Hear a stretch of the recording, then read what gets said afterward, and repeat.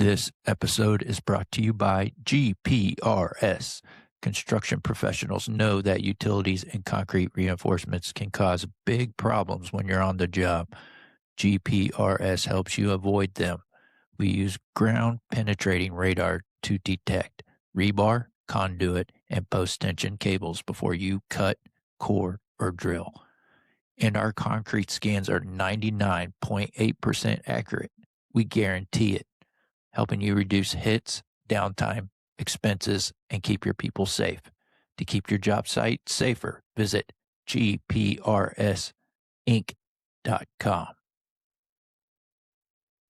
Ever been on a job before sunrise, generators running, diesel in the air, and concrete trucks starting to stack up? And you're thinking, do we order the right mud? Is this mix going to hold up? Did I ask all the right questions in the pre-pour meeting? And if this thing goes sideways, am I going to know what to do? That's why we built Concrete Logic Academy. It's for concrete people who want to get better at the work, not theory, not recycled conference slides, stuff you can actually use on the job. Go to concreteschool.co and get free access while it's open. Again, that's concreteschool.co. What's the most used man-made material on Earth? I'll give you the answer. Concrete. This is the Concrete Logic Podcast. Have you ever stopped to think about the sidewalks, driveways, bridges, or the buildings around you? They're all made from concrete. So why don't we discuss it more? In each episode of Concrete Logic, we'll explore a unique concrete-related topic with the help of industry professionals shaping the trade's future. We'll talk with suppliers, contractors, architects, engineers, specialists, and even proponents of competing materials. We'll get their views on concrete and their visions for its future. So get ready to mix things up with Concrete Logic, where we turn the spotlight on the material that's everywhere but often overlooked. This is the Concrete Logic Podcast. And now, here's your host, Seth Tandit.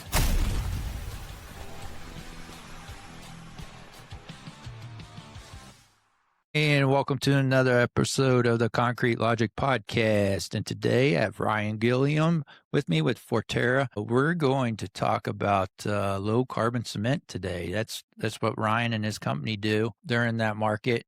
So the goal here, today's episode, is to understand where low carbon cement market really stands, where it stands, what approaches are gaining traction, why some companies scale while others stall, and what has to be true for these technologies to last in the real market. Ryan's going to help with that and much, much more.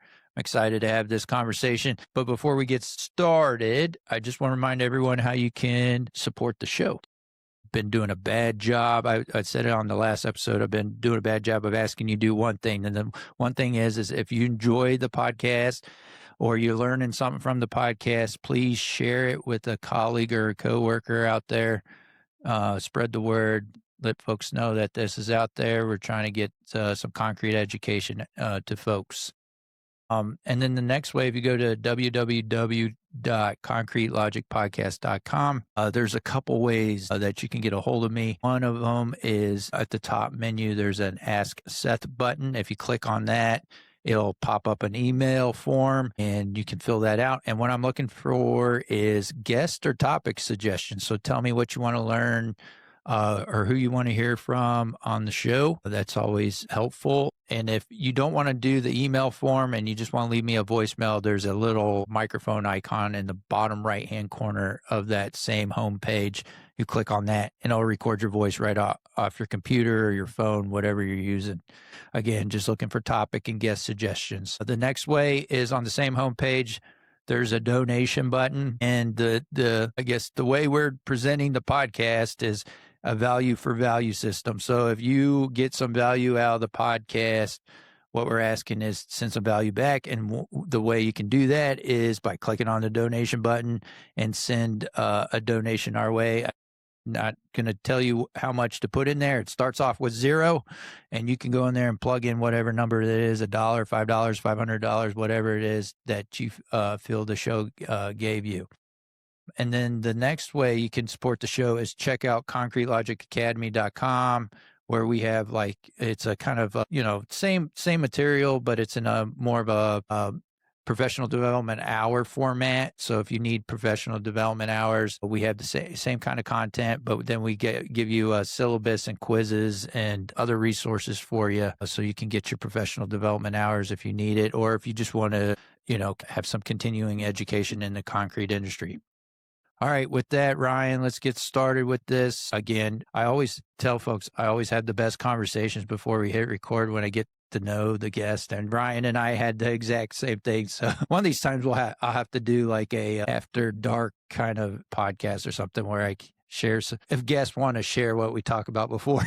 Before we start. Anyways, Ryan, can you give us a little bit of a background on yourself and your company? I think that's important for today's podcast, and then we'll take off from there.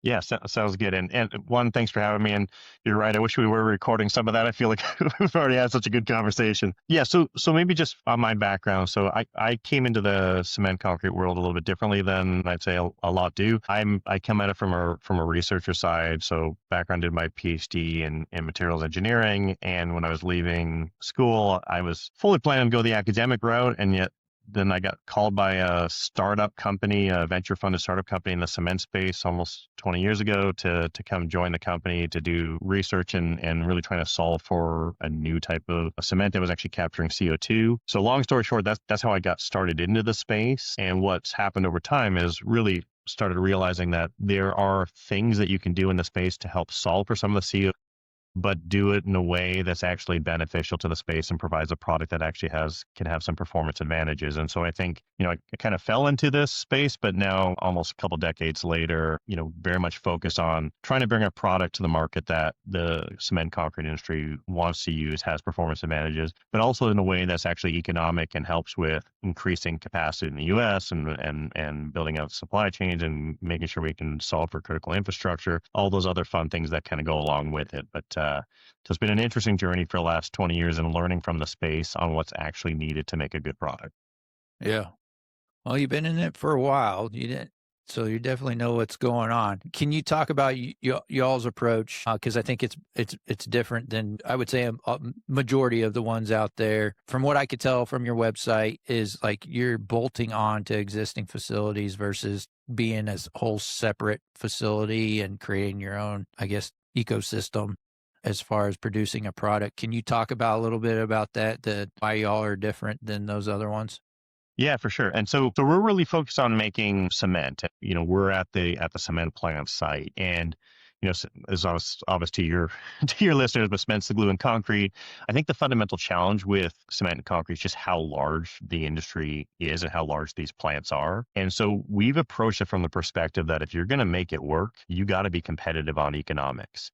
And in a part of even in your intro, when you talk about, green or sustainable cement, I think the unfortunate part of that is it almost comes with those words sounding like you have to make a compromise, right? Whether it's on cost or performance, you're making some type of compromise to use this new product. And I just think fundamentally in this space, people aren't going to make a compromise, and people aren't paying green premiums. And so to solve for that, we came at it from the perspective of how do you actually scale up a technology to large scale, make the economics work in a market where cement's a fairly low cost product when you look at it on a ton per ton basis. So how do you make economics actually be competitive in this space? And to solve for all that, we took the approach of really leverage what the incumbents or the big cement players do well. They understand scale, they understand logistics, they understand operations. And so we bolt on our technology directly at a cement plant, and our only feedstock is limestone, which cement plants us 80% of the feedstock into production of cement. So that's our feedstock.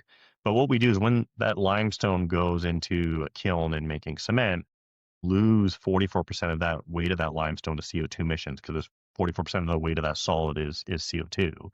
That's why it's so CO2 intensive. So what we figured out was, instead of just losing those emissions, we capture that CO2 back again with the lime that came out of the kiln to make a reactive form of limestone. And this is the same way coral reefs and shells form in nature. So we kind of took our cues from nature and how nature forms its building blocks.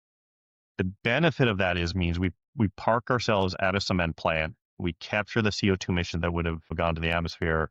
back into product. And what that does for you, it allows you to make 1.8 times the amount of product coming out of the plant. So for every ton of limestone feedstock, you make 1 ton of product. You're basically turning CO2 actually into cement, into stuff that can go into infrastructure. And that's really what makes the economics work. And so by bolting our plants, a chemical process we put beside the plant, capturing the CO2, but by bolting our process on, what we make out of it is, this white powder.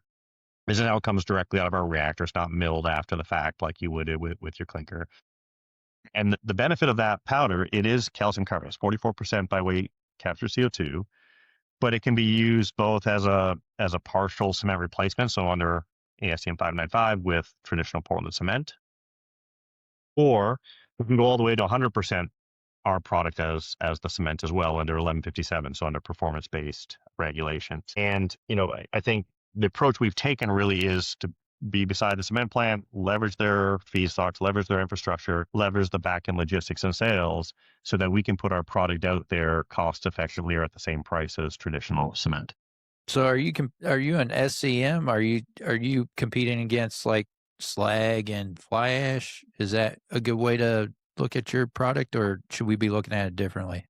Yeah, I mean, so when we're putting it with Portland cement, I would say it's more synergistic with slag and fly ash. So we do a lot of mixed designs where, ternary mixed designs alongside slag and fly ash. So the benefit of our material is it's better for early strength and helps on flow. So when you're mixing with fly ash or slag, you can solve for some of those other things that come with using those SEMs. But effectively, when we're using it in a blend, you could look at it as being an SEM, but we're really replacing some of the Portland cement side piece of it, all the way to 100% product. And this was a whole 100% OPC replacement, then it's really a new type of cement.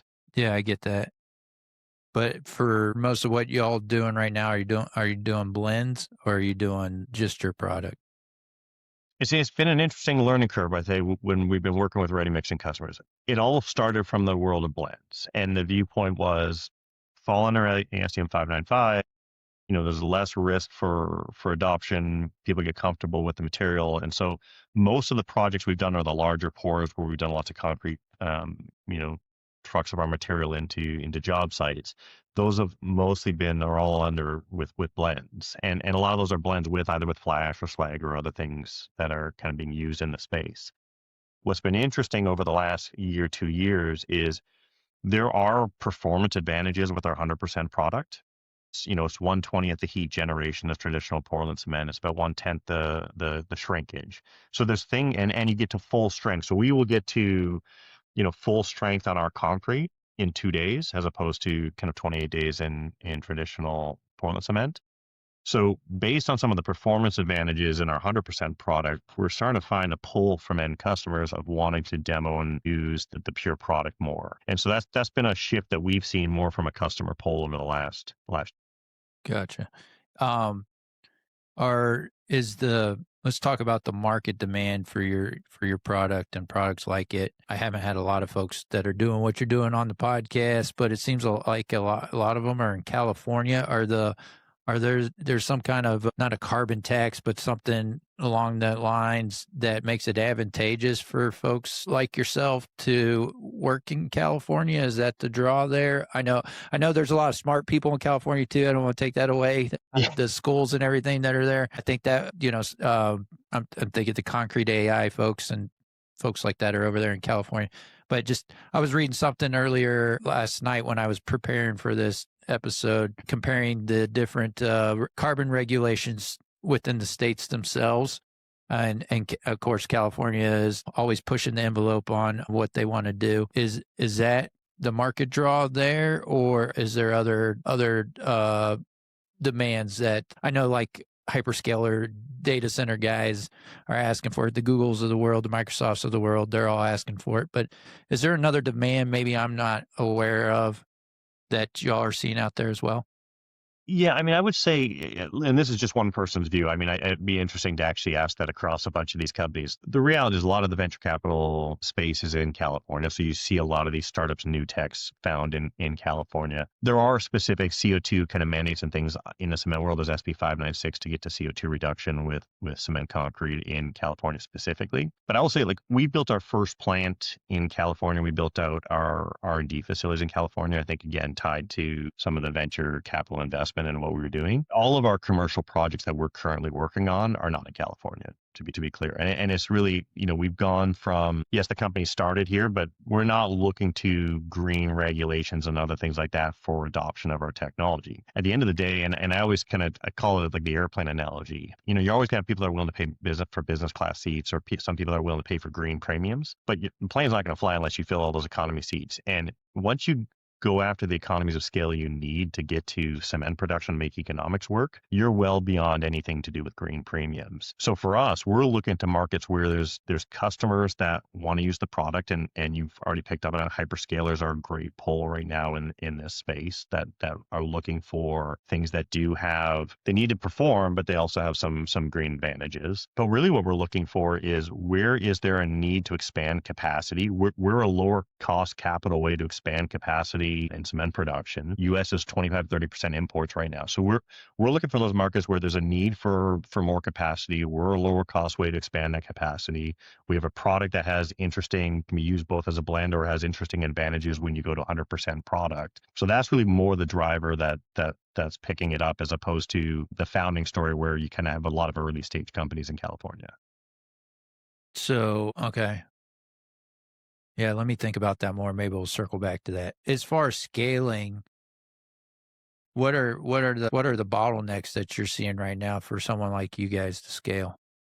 Yeah, it's a tough journey for scaling. I mean, people for first plants are risk averse for good reason. It's not even on the product side. I think that we've done a lot to get our product into people's hands, get people comfortable with the product, get comfortable with how the plants run. But one of the realities in the cement concrete space is it doesn't typically work off of offtake agreements or take or pay offtake agreements. It works off of, it's really a merchant market.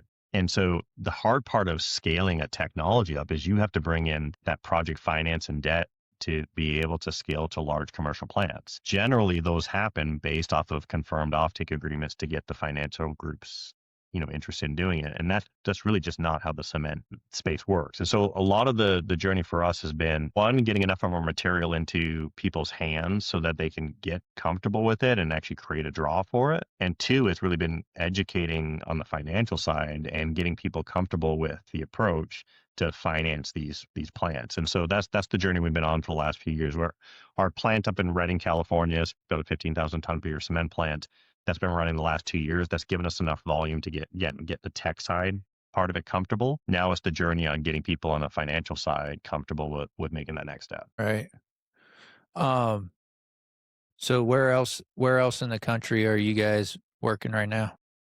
Yeah, we haven't announced any of the specific spots, but we have cited where we're doing our first like larger commercial plant. It's going to be 200,000-300,000 tons per year of cement.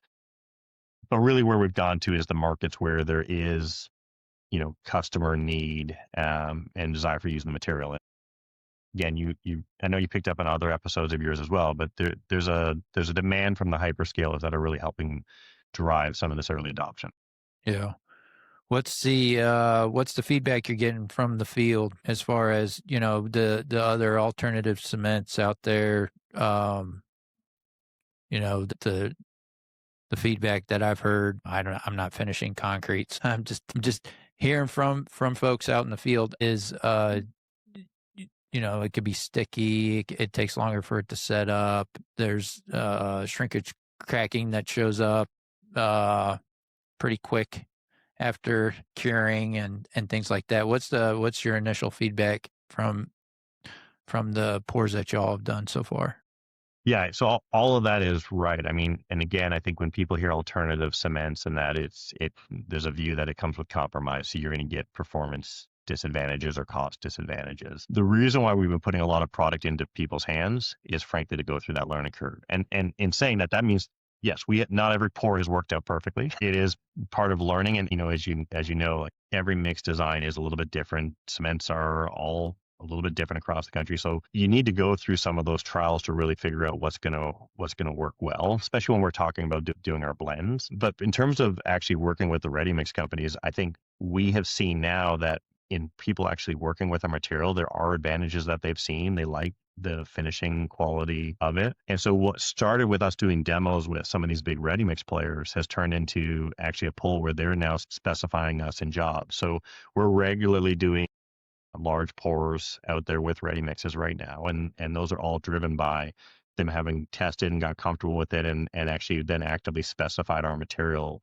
in jobs with the end users. And I think that's been a big switch for us, is to actually see the ready mix coming to us and specifying us, as opposed to us trying to push for these demonstration type projects. And we have one coming up, nothing publicly announced, but it's going to be a 5,000 cubic yard of our material in a blend. So these are going to be some bigger jobs that we're doing with our product. And again, that comes from people just getting comfortable with it, working with it, seeing how it finishes, seeing the trade-offs as a blend. And you picked up on a bit of it, like this whole cracking thing or set times and everything else. We initially, when we were first developing our product and looking at mix designs, a lot of it was from the viewpoint of how do we make something better or get performance advantages. And I think what we figured out really in working with the concrete space was actually we want people so that when they're using it and they're pumping it or when they're finishing it, they don't know they're actually working with something different.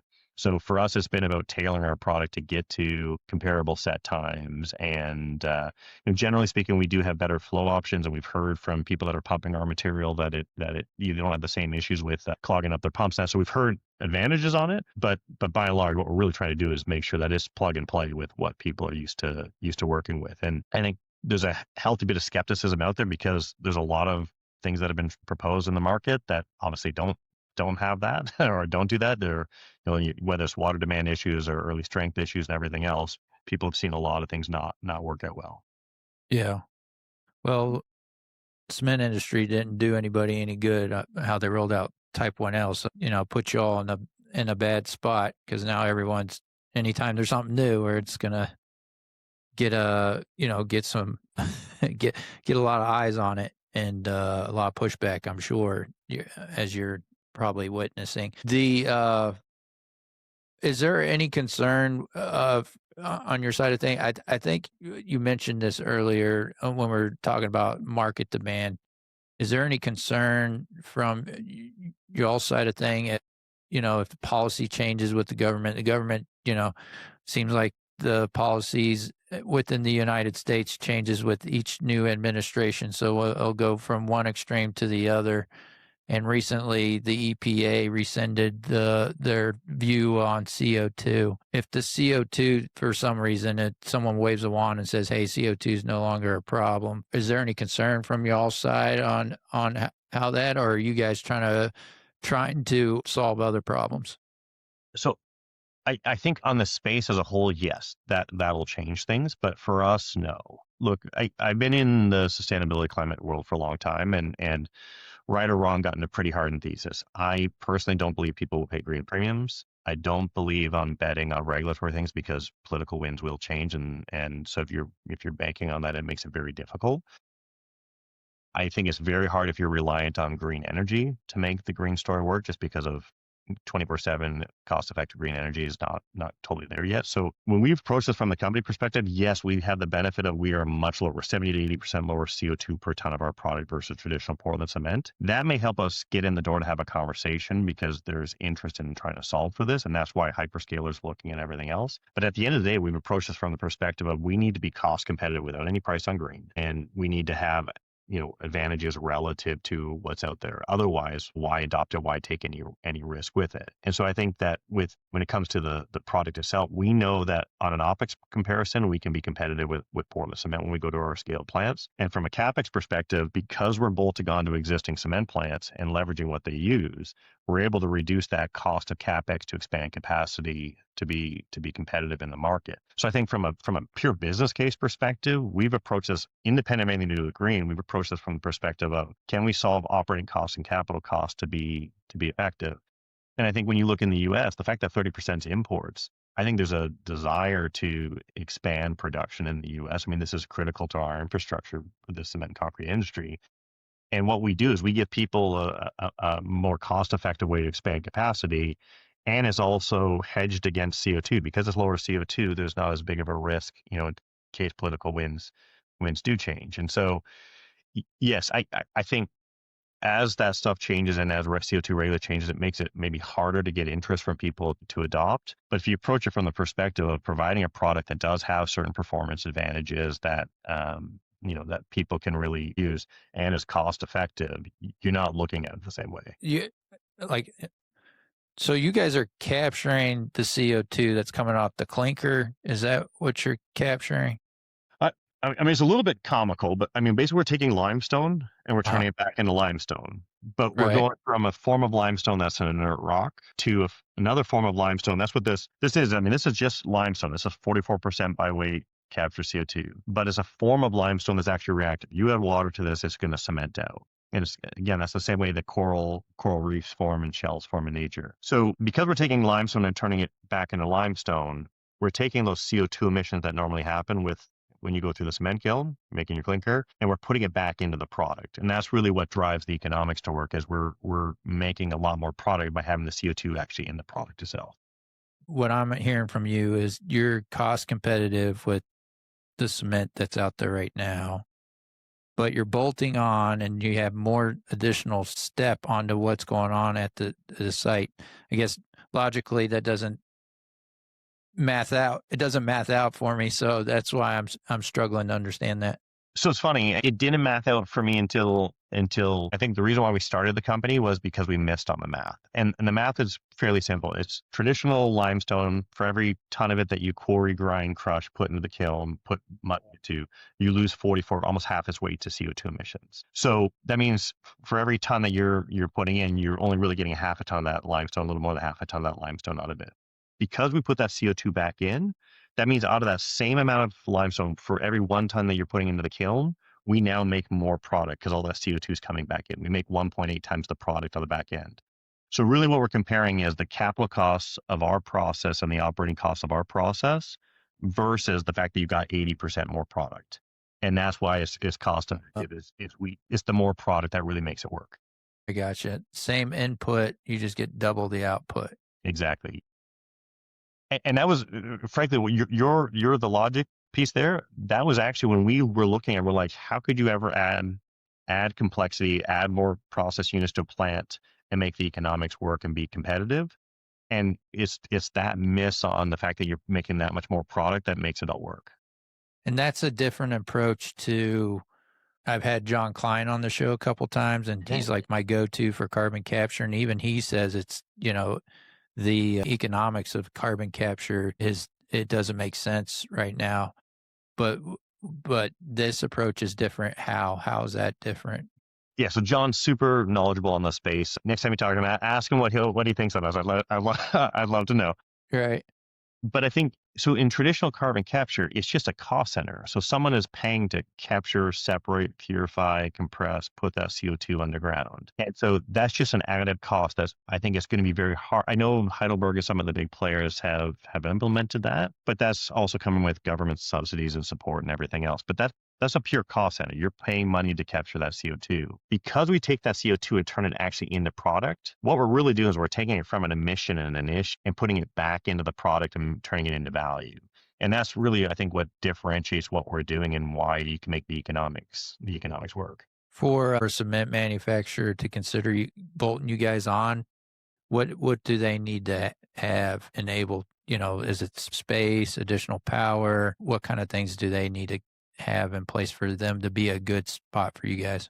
Yeah, I mean, so when we make our product, I mean, it is in a wet chemistry and then we have to dry it. So it's having availability of natural gas or something for drying the product. It is a bunch of stirred tank reactors. So it's having power availability. It's an aqueous process. So we do use water in all our tanks. So it's having water available, which I think you're getting to the right question here. That means it's not necessarily fit for every site because cement's a dry process for the most part. So like it's finding sites that have the right fit. But generally speaking, most of the sites we look at, there's ways to get all that utilities and all that onto site, and we've been able to navigate that piece of it. There is space obviously available as well, so we need 5+ acres to bolt our process on. Again, generally, like these are typically very large sites, so for most places that works, but for kind of more ones that are in the city or where towns have grown around them, maybe those aren't completely a clear fit. I honestly think the bigger challenge, though, and this is what the journey we've been on, is look, when you build large scale commercial plants, your first plants are going to be less efficient. You're going to have issues with them. You're going to have to go through some of that learning curve. And so I always say with these big cement companies,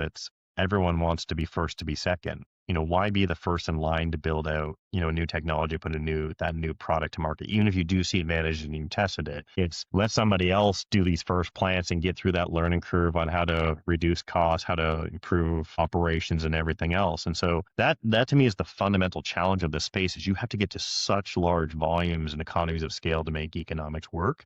I mean, cement plants in the US are 1,000,000+ tons a year type plants. When you're talking about moving 3,000 tons a day of material off a site, these are large plants. And I suspect for a lot of the listeners, unless you've been to cement plants, it's hard to get how large these things actually are. Yeah.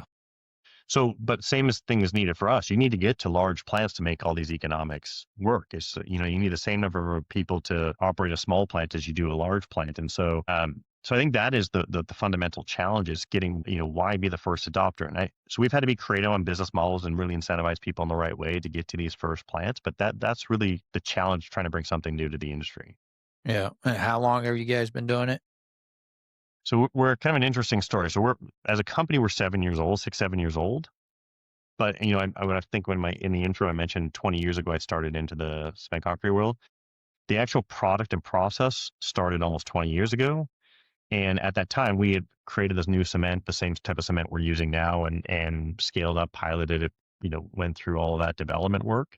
But unfortunately, it wasn't grounded in economics. It wasn't partnering with cement plants. It wasn't figuring out how to leverage what they do well to drive down costs. And so we shut that company down long ago. And so with Fortera, the benefit of Fortera is we have a history of actually working with this material, putting it into real world applications, seeing that it holds up over time, and some of that risk benefit of it. But we're in a newer, younger company by really only be 6, 7 years old.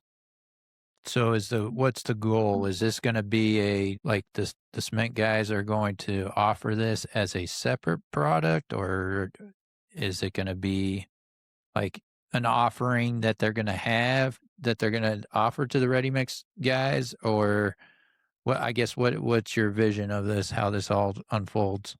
Yeah, I mean, I think a lot of the different companies we're dealing with look at it differently. A few years back, what I would have said is it would have been offered almost like a 1L, but I would like to believe without some of the issues that 1Ls had. Because when you mix with us in under ASTM 595, we don't have some of those flow issues and some of the other issues that people have seen. So the thought process really initially would have been, we would have gone to market kind of similarly. We as a blended cement at the ready mix. As you know, at the ready mix side, a lot of them don't have extra silos to carry a second line of cement or product. And so that was always the intent, that's how we would go to market. But as we've gotten success on the 100% product, and you can see, I mean, it's a really nice white product. So there's this other kind of just performance attributes that people like. There is a pull for getting that 100% product. And so I think what it really will be offered up is as another line of cement effectively that people can buy. It's definitely a different approach than what I've heard so far. It's interesting. And I'm sure there's a million other questions I'm not thinking of right now that I know some of the listeners are like, you should be asking Ryan this. And I am not thinking of them right now.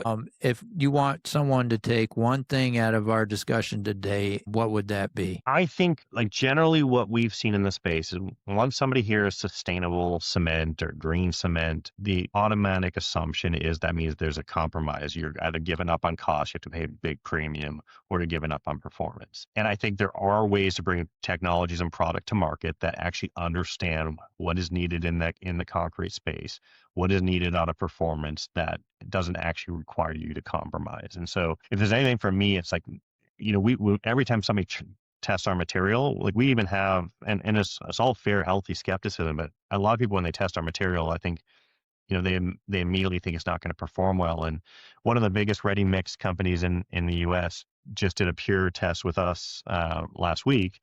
And the concrete after 4 days with our material got to almost 10,000 PSI. So really high performing for concrete. And I think even they were surprised, didn't go into it thinking that it could perform the way it did. Again, I think it's being open to that there are ways to do this that are going to be economic, that don't require you to compromise, and really to give us and give these other products that are out there a shot to just see how well they perform. And I think the fair thing I would say is that I wouldn't listen to people tell you how good their product is. For us, it's the same way. Like, if you want to test it, we'll send you material. You can test it. You can get comfortable with it yourselves to use it. And so kind of thing similar for your side. I'd love for Baker for you guys to test it and do a pour with us. Yeah. All right. We'll see what I can do for you, Ryan. If folks want to reach out to you and learn more about you and your company, what's the best way? Yeah, probably easiest way just to reach out, because probably easier than trying to learn how to spell my name. It's just info@forterausa.com. And if you reach out to that, we're always happy to connect and share what we're doing. Okay. And I'll have Ryan, everybody gets their own page on the website when you're a guest. So I'll make sure I have a link for Ryan in the show notes for everybody. Ryan, thank you for coming on the show today. I enjoyed our conversation. I'm still open. I'm not closing the door. I'm going to be following along with you guys. So I appreciate you coming back on. Awesome. Thanks so much. Yep. And until next time, folks, let's keep it concrete.